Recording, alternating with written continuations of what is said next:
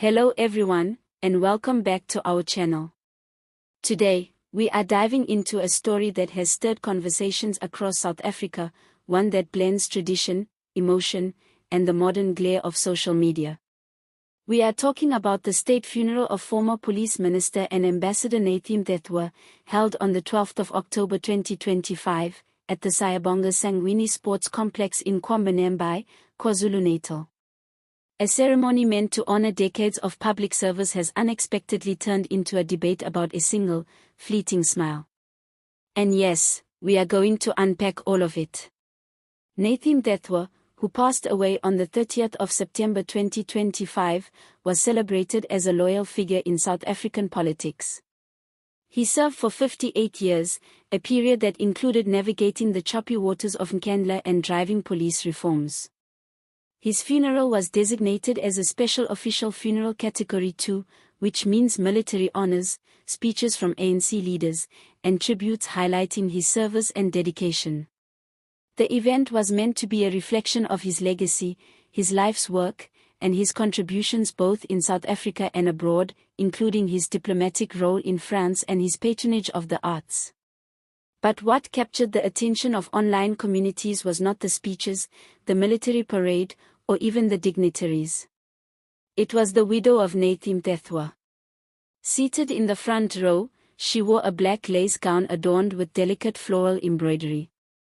Her wide-brimmed black hat cast a shadow over her face, and dark sunglasses concealed her eyes. She held a white flower and the funeral program, and in that moment, she smiled, a gentle, composed smile. Now, let's pause here. In South African culture, especially at high-profile funerals, widows are often expected to display visible grief. Tears, collapsed posture, and overt expressions of sorrow are not just social norms, they are symbolic acts of devotion and shared anguish. Mourning rituals in our country are deeply communal, they are designed to validate the collective loss and reinforce social bonds. So, a smile, even a small, fleeting one, can feel like a rupture in tradition. Social media exploded. People debated, was she smiling because of relief from a strained marriage? Was it a private moment of joy remembering a life well lived? Or was it simply a quiet expression of grace in the middle of sorrow? Comments ranged from the empathetic to the outright judgmental. Some reminded viewers that grief is not performance, particularly for someone who has lived under decades of public scrutiny.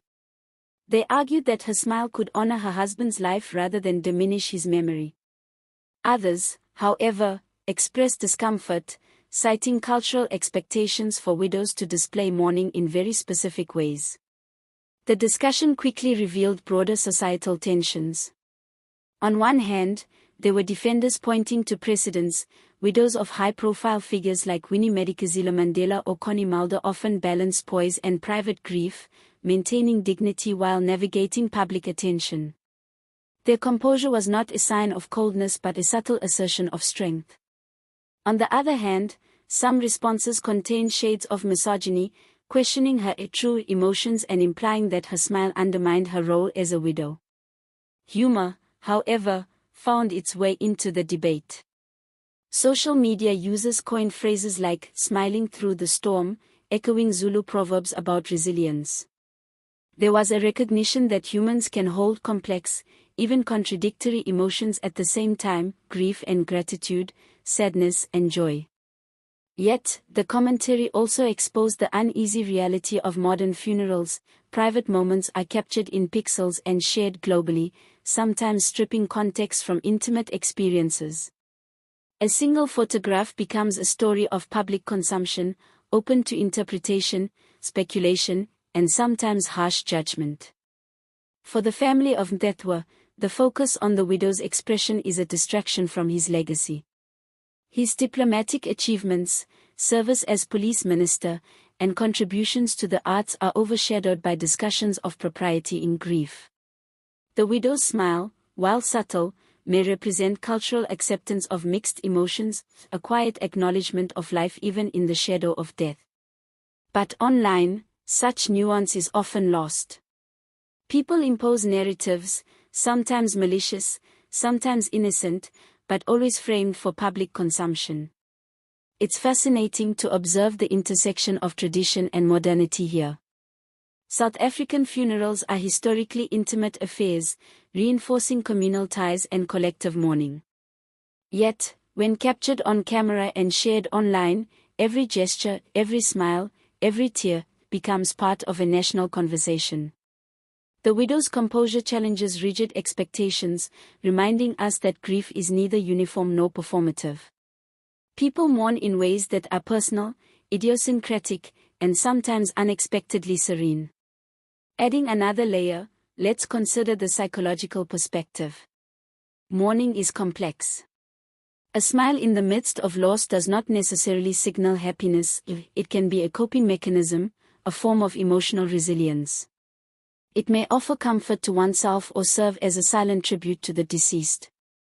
Human emotions rarely follow a neat timeline, and in cultures like ours, where communal grieving is the norm, private responses often clash with public expectations. The widow's smile may be a small assertion of personal agency in a space otherwise dominated by ritual and protocol. This brings us to the broader societal conversation: how do we balance respect for tradition with recognition of individual emotional expression? When social media becomes the lens through which private moments are judged, the risk is that we reduce nuanced human experiences to clickbait. The digital age turns funerals into performative events, where a single photo can dominate discourse more than decades of service or contributions to society. It is worth noting that not all responses were negative. Many South Africans defended her right to grace, dignity, and even moments of quiet joy. They reminded viewers that life, even at the point of death, is complex and layered.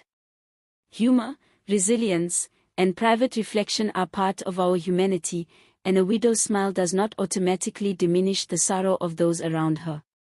In conclusion, the story of Nathi Mthethwa's funeral and his widow's smile is more than a viral image.